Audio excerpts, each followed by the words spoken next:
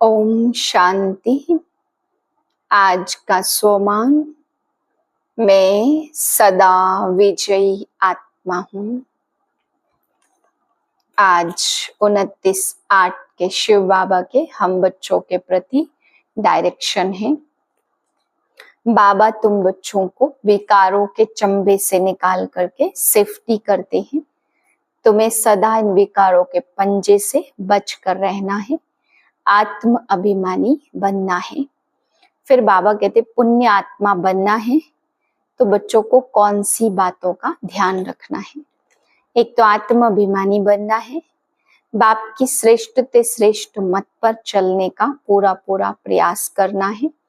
और बाबा कहते काम महाशत्रु पर तुम बच्चों को जीत पानी है। इस दुख धाम से सुख धाम में चलने का पूरा पुरुषार्थ करना है, तभी पुण्य आत्मा बनेंगे। फिर बाबा समझाते कि बच्चे दुख धाम से सुख धाम में ले चलने आया हूँ, मैं बहुत बचड़े वाला हूँ। बाबा कहते मेरे बहुत बच्चे हैं, बहुत बड़ी गृहस्थी है, पूरी गृहस्थी की संभाल मुझे करनी पड़ती है। कौन सा बच्चा कहाँ रहे, कैसे उसकी सेफ्टी हो, बच्चों का बहुत फुरना मुझे रहता है, कहीं माया के पंजे में बच्चे फंस ना जाए। सबकी संभाल मुझ बाप को करनी है। बाबा कहते इसलिए मुझे बच्चों का बहुत फुरना रहता है कि बच्चों को कहाँ भेजे, कैसे सेवा करवाएं, कहाँ माया के चंबे में तो नहीं फंस पड़ते। एक एक बच्चे का पोतामेल मुझ बाप को देखना पड़ता, चेक करना पड़ता। बाबा कहते हैं इस दुख धाम में बच्चे फंस जाते हैं, दुख धाम से निकाल करके मैं सुख धाम में ले चलने आया हूँ। तो अगर सुख धाम में चलना है तो एक तो मुझे याद करो, दूसरा पावन जरूर बनना है। पावन बनने के बाद ही सुख धाम में जा सकते हैं। बाबा कहते हैं मैं ही आकर के 84 जन्म की हिस्ट्री, ज्योग्राफी, आदि मध्यांत बताता हूँ, और किसी को भी 84 जन्म की हिस्ट्री ज्योग्राफी पता ही नहीं है, क्योंकि जब तक बाप ना आए तब तक यह नॉलेज किसी को भी पता चल नहीं सकती। तुम बच्चे अभी 84 जन्मों के आदि मध्यांत की कहानी को समझते हो। फिर बाबा कहते हैं देह अभिमान भी धोखा देता है, और इस समय जो बच्चे याद की गफलत करते हैं वह बच्चे बहुत धोखा खाते हैं और माया के चंबे में फंस जाते हैं। इसलिए बाबा कहते हैं चेक करना है कहीं हम माया के धोखे में तो नहीं फंसते हैं। बाबा कहते सदा 2 बातें याद रखो, एक तो बाप को याद करना है, दूसरा पवित्र बनना है। तो समय के रहते अगर इन बातों पे ध्यान नहीं दिया, श्रीमत पर नहीं चले, गफलत की, तो बहुत बड़ा धोखा खा लेंगे। फिर बाबा आज समझा रहे हैं कि बच्चों को इस दुनिया में सेफ्टी भी चाहिए। बाबा कहते इस दुख धाम में अगर सेफ्टी नहीं होगी तो भी बच्चे कहाँ ना कहाँ फंस जाते हैं। सतयुग में सेफ्टी की कोई परवाह नहीं रहती, ये दुनिया बहुत बुरी है, इसलिए बाबा कहते हैं यहाँ सेफ्टी का भी ध्यान रखना पड़ता। फिर बाबा हद और बेहद के बाप के लिए समझाते हैं कि हद के बाप से तुम बच्चों को नर्क नसीब होता है और बेहद के बाप से स्वर्ग नसीब होता। बाबा कहते हद का बाप और बेहद का बाप, यह दोनों ज्ञान आप बच्चों को सभी को समझाना है। जब तक हद और बेहद के बाप के बारे में नहीं समझे तब तक अपना नसीब नहीं बना सकते।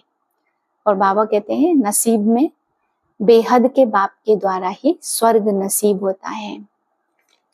फिर बाबा समझाते जो हद के बाप है वह बच्चों को प्रॉपर्टी देते, हद का मालिक बनाते हैं। धीरे धीरे बच्चा बालिग होता है, प्रॉपर्टी को समझता है तो हकदार समझने लगता है स्वयं को। फिर धीरे धीरे बाबा कहते हैं माया के अधीन बन जाता है। जब तक सारी बातें समझता है तब तक धीरे धीरे अधीन में आ जाता है।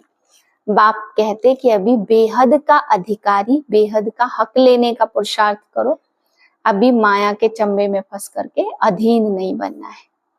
फिर बाबा कह रहे हैं, बाबा समझाते हैं कि इस समय पर इस दुख धाम, इस वैश्यालय का वर्णन आप बच्चे ही जानते हो। बाबा कहते हैं विनाश का वर्णन और कोई शास्त्र में नहीं है गीता के अलावा। गीता ज्ञान सुनाते हैं, उसी में महाभारत लड़ाई का ज्ञान दिया है। बाकी बाबा कहते और किसी में शास्त्र में लड़ाई के विषय में नहीं बताया। तो विनाश का वर्णन केवल गीता में है, जो संगम पर बाप आकर के ज्ञान देते हैं, उसके बाद इस सृष्टि का विनाश होता है। फिर बाबा कहते जब सुखधाम स्थापन हो रहा है तो सुखधाम में चलने के लिए आप बच्चों को भी मनुष्य से देवता बनना पड़े, क्योंकि देवताएं ही वहां रहते हैं। तो देवताओं की दुनिया की स्थापना हो रही है, तो वहां जाने के लिए देवताएं बनना है। मनुष्य से देवता तुम बच्चों को बनाता हूँ। फिर बाबा समझाते भी विहंग मार्ग की सर्विस करनी है। छोटी मोटी सर्विस से बाबा कहते काम नहीं चलेगा, बहुत दूर दूर तक संदेश फैले, ऐसी कुछ युक्ति ढूंढनी है। जो ब्रह्मा कुमारियों के बारे में सब हंगामा करते हैं कि ब्रह्मा कुमारियां ऐसी वैसी ये वो, बाबा कहते सच की नैया को बहुत हिलाने की कोशिश करते हैं। झूठ की दुनिया है, इसलिए सच की नैया को हिलाएंगे जरूर, परंतु बाबा कहते बच्चे तुम्हें इतना पक्का रहना है, जब तुम बड़ी विहंग मार्ग की सर्विस करोगे तो धीरे धीरे सच क्या है, ब्रह्मा कुमारियां क्या है, वह सबकी समझ में आ जाएगा। तो सच की नैया हिलेगी परंतु डूब नहीं सकती है। तुम्हें ऐसा सबको परिचय देना है, सारे हंगामे समाप्त करने हैं। फिर बाबा समझा रहे हैं कि नंबर 1 तूफान है देह अभिमान का, जो सबसे बुरा बना देता, पतित बना देता है। पहले देवता थे, धीरे धीरे यह नंबर 1 तूफान आता है। फिर दूसरा बाबा कहते तेज तूफान है काम का, जो एकदम ही गिरा देता है। और फिर गिर जाते हैं, ग्रस्त में चले जाते। फिर बाबा कहते हैं काफी ग्रस्ती है, जो बचने का प्रयास करते हैं, परंतु कुमार कुमारियों के लिए तो बहुत अच्छा है। बाबा कहते कुमार कुमार कन्याओं के नाम से ही कन्हैया नाम गाया हुआ है। तो किसी देहधारी के पीछे इतनी कन्याएं नहीं जाती हैं, वो निराकार परमात्मा को अपना जीवन देती है। बाकी बाबा ने कहा श्री कृष्ण देहधारी के पीछे थोड़ी इतने कन्याएं जा सके, पावन बनाने के लिए वो निराकार परमात्मा को अपना जीवन देती है, इसलिए कन्हैया गाया हुआ कन्याओं का। तो बाबा कहते कन्हैया कन्याएं जीते जी मर करके अपना जीवन बाप को सौंपती हैं, पावन बनती हैं। तो मुख्य है कन्याएं पवित्र बनती है, उनको बहुत सहज भी होता है। फिर बाबा समझा रहे कि पटरानी तभी बनेंगे जब पावन रहेंगे। बाबा कहते पवित्रता इसमें मुख्य है, तभी सतयुग की पटरानी बाबा बनाएगा।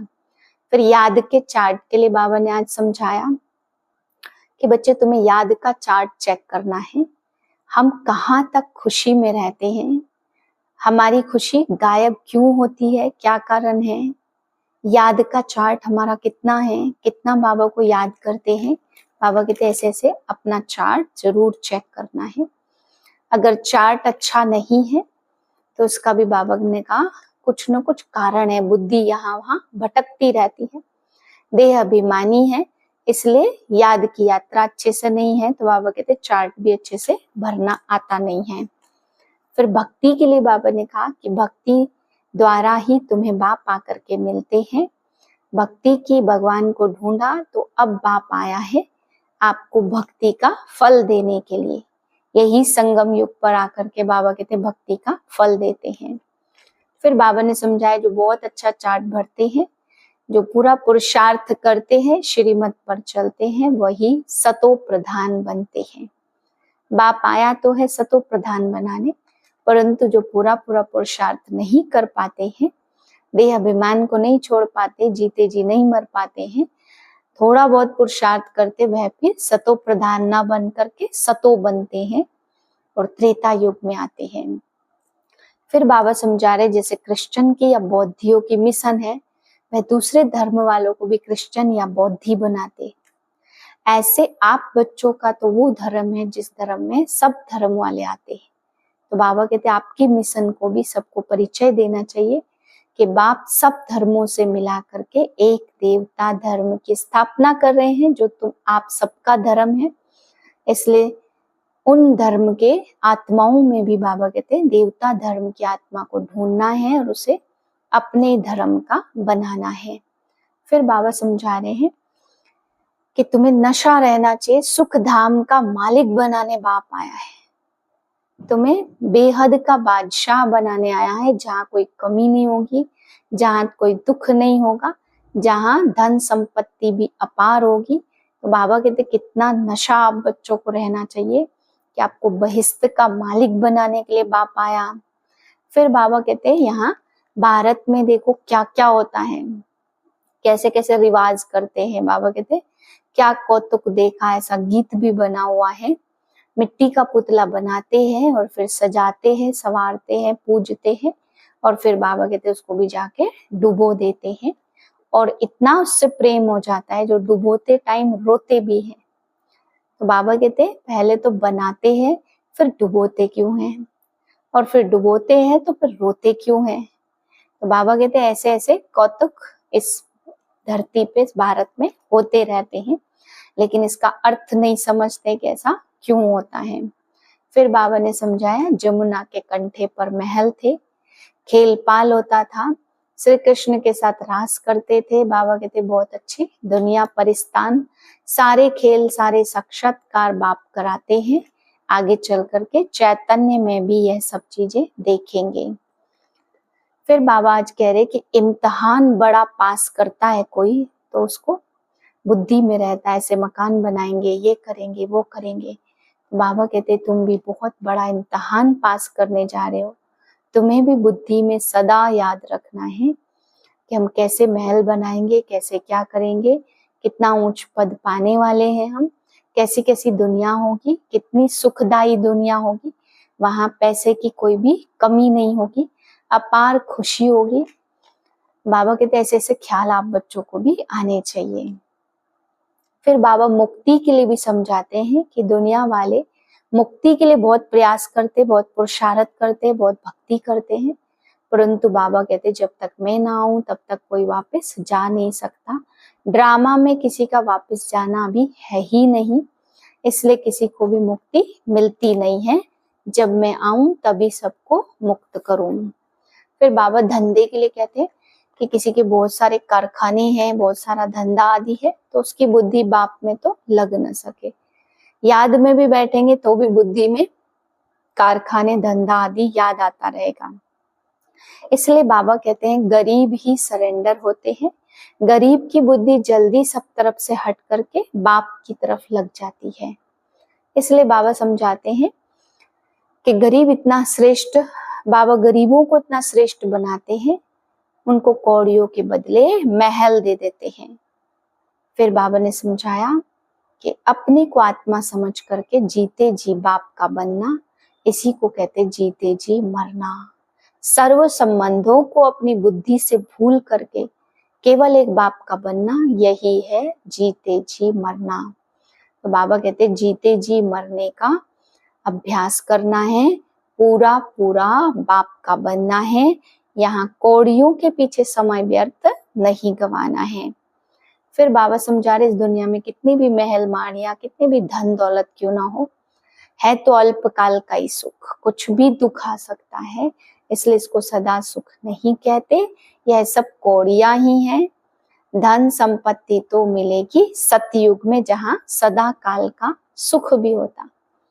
यहाँ बहुत कुछ होते हुए भी अल्पकाल का सुख है, कब दुख आ जाए कुछ नहीं पता। इसलिए बाबा कहते हैं यहाँ का कितने भी धन है उसको कौड़ी ही कहेंगे। महल माड़िया धन संपदा संपत्ति तो सब स्वर्ग में तुम बच्चों को मिलती है। फिर बाबा ने इस कलयुग के लिए बताया बड़ा कहाओ ना बड़ा दुख पाना। यहाँ जितनी बड़ी रेस्पॉन्सिबिलिटी है उतने बड़े दुख भी आते हैं, इसलिए यह दुख की दुनिया में जितना बड़ा व्यक्ति उतना सिर पर बोझ का ताज है। इसलिए बाबा कहते हैं यहाँ का बड़ा कहना बड़ा दुख पाने के बराबर है। फिर बाबा समझा रहे दुखधाम ही दुखधाम है, इसलिए यहाँ केवल दुख ही दुख मिलता है, हर बात में दुख है।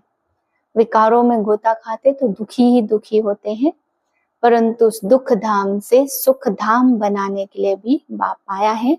तुमको सुख में चलना है तो मेरी श्रीमत पर चलो। फिर बाबा आज बहुत बड़ी बात कहते कि तुम्हें शिव बाबा ब्रह्मा के हाथों द्वारा हैंडशेक करते, तो तुम्हें कितना नशा होना चाहिए। भगवान स्वयं ब्रह्मा के द्वारा हैंडशेक करते, भगवान को आप बच्चे हैंडशेक करते हो, तो बाबा कहते कितनी खुशी, आंतरिक नशा होना चाहिए। फिर बाबा समझा रहे तुम्हें घर को और राजधानी को याद करना है। अब मुसाफिरी पूरी हुई, अब हम जाते हैं वापस घर, और घर के बाद फिर जाना है हमें राजधानी में। तो बाबा कहते सदा इसी आंतरिक खुशी में आप बच्चों को रहना है। फिर बाबा समझा रहे हैं कि ब्रह्मा बाबा के द्वारा शिव बाबा स्वयं हमें हैंडशेक करते हैं, पतित से पावन बनाते हैं, और हमें स्वर्ग की पढ़ाई पढ़ा करके पटरानी बनाते हैं। इतना ऊंच पद हमें प्राप्त करते, तो सदा आंतरिक खुशी में रहना है। फिर बाबा आज समझाते हैं कि विजय के 3 मेडल आप बच्चों को लेने हैं। स्वयं पर भी विजयी बनना है, और सर्व पर भी विजयी बनना है, और प्रकृति पर भी विजयी बनना है, तब कहेंगे विजयी भाव। स्वयं पर विजयी का मतलब बाबा ने कहा कि स्वयं के व्यर्थ भाव को शुभ भाव और श्रेष्ठ भाव में परिवर्तन कर देना, अपने स्वभाव को श्रेष्ठ स्वभाव में परिवर्तन करना, और जो स्व पर विजयी होगा वह सर्व पर भी विजयी हो जाएगा। प्रकृति पर विजयी का मतलब बाबा ने तो बताया, वाइब्रेशन या स्थूल प्रकृति की कोई भी समस्याओं पर या वायुमंडल पर विजय प्राप्त करना, अपने स्व के वाइब्रेशन से इन सभी चीजों पर विजयी बनना, तब कहेंगे सदा विजयी।